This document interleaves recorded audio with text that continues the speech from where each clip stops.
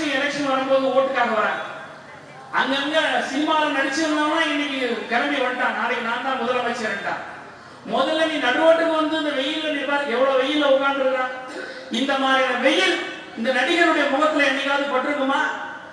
எங்கேயாவது ஒரு மழை வெள்ளத்துல போய் இந்த நடிகர்லாம் இறங்கி மக்களை காப்பாத்திருப்பாங்களா? எங்கேயாவது வந்து மக்கள் மோசமான நிலையில வாழ்ந்திருக்கக்கூடிய துர்நாற்றம் வீசக்கூடிய இடத்துல வந்து அந்த மக்களை இருந்து நீங்க பாதுகாத்து இருக்கீங்களா? கொரோனா காலத்துல எங்கேயாவது வந்து ரோட்டுக்கு வந்து 1 கிலோ அரிசி ஒரு பைய கொடுக்க முடிஞ்சதா?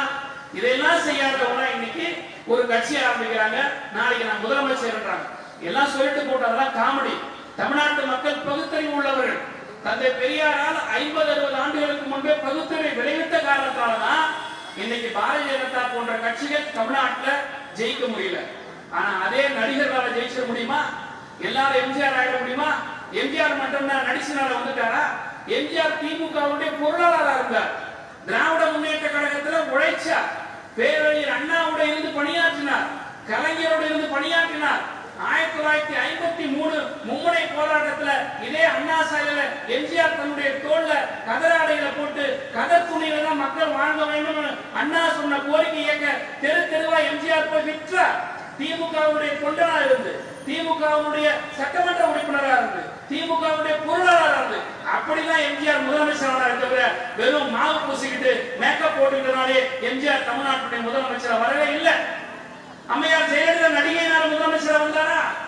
ஜெயலலிதா அம்மையார் எம்ஜிஆரோடு கட்சியில பயணித்த காரணத்தினால், அதிமுகவுடைய கொள்கை பரப்பு செயலாளர் இருந்து பணியாற்றிய காரணத்தினால், நாடாளுமன்ற மேலவை உறுப்பினராக இருந்து பணியாற்றிய காரணத்தினால், பட்டி தொட்டிகளால் தமிழ்நாடு முழுவதும் குக்கிராமங்கள் எல்லாம் ஏடிஎம்கே கொடிகளை கையில் சிவக்க சிவக்க கொடியேற்றிய காரணத்தினால் தான் ஜெயலலிதா முதலமைச்சரான தவிர ஜெயலலிதா நடிகை என்பதற்காக முதலமைச்சராகவில்லை.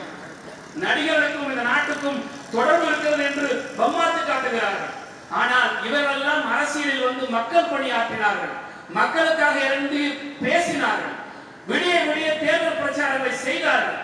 பிறர் போல இன்றைக்கு கேரளாவிலே வந்து விட்டு கையாட்டுவதும் காலாட்டுவதும் சும்மா சினிமா டான்ஸ் ஸ்டெப் போடுவதும் இன்றைக்கு இருக்கக்கூடிய அரசியல்வாதிகள் யாரும் அன்றைக்கு கிடையாது.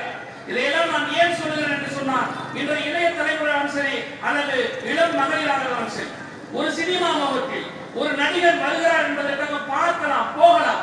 ஆனா எல்லாமே ஓட்டா திரும்புமானா நீங்க யோசிச்சு பார்க்கணும். யார் நம் கூட இருந்தாங்க, யார் நமக்காக செயல்பட்டாங்க, யார் நமக்காக பணியாற்றினாங்க, யார் நம்ம கூப்பிட்டா வருவாங்க அப்படின்ற சிந்தனை தமிழ்நாட்டு மக்கள் மத்தியில் இருக்கிறது. குறிப்பாக பெண்களுக்கு இருக்கிறது. 1000 ரூபாய், ஒரு 1000 ரூபாய் உங்களை நினைச்சா உங்களை மீறி யாரும் உங்க பர்சனல் இருக்க முடியாதுமா. அந்த உரிமையை கொடுத்தது நம்முடைய தலைவர் அண்ணன் தளபதி அவர்கள். எல்லாம் நம்ம கிட்ட பணத்தை வாங்கி சினிமா தியேட்டர்ல டிக்கெட்டை வாங்கி நம்ம போய் படம் பார்த்து அவனை கோடீஸ்வரன் ஆக்கி இருக்கிறோம். ஆனால் தலைவர்கள் இன்றைக்கு கொள்கையை கொடுத்து ஆட்சி கொடுத்து நம்மிடத்திலே பணத்தை கொடுக்கிறார்கள், திட்டங்களை கொடுக்கிறார்கள். இதுதான் சினிமாக்காரர்களுக்கு நமக்கு வித்தியாசம். என்ன நீங்க பெருசா செஞ்சிட்டீங்க? எங்க வீட்டு காசை வாங்கி நாங்க கொடுக்குற டிக்கெட் காசை வாங்கிட்டு நீங்க படத்துல ஹீரோவா வனம் வந்து கோடிக்கணக்கா சம்பாதிச்சு இந்த நாட்டுக்கு என்ன பிரயோஜனம்? நீ பெரிய ஹீரோவா இந்த நாட்டுக்கு என்ன பிரயோஜனம்? நீ பெரிய நடிகரா எனக்கு என்ன பிரயோஜனம்? நாட்டுக்காக நீ எங்கேயாவது வந்து இறங்கினியா, நடந்தியா, வீதி வீதியா போனியா? இதெல்லாம் இனிமேட்டு செய்வாங்க. எப்ப செய்வாங்க? தேர்தல் வர்றதுக்கு 6 மாசத்துக்கு முன்னாடி செய்வாங்க. செய்திகளை உடனுக்குடனும் துல்லியமாகவும் தெரிந்து கொள்ள சப்ஸ்கிரைப் பண்ணுங்க.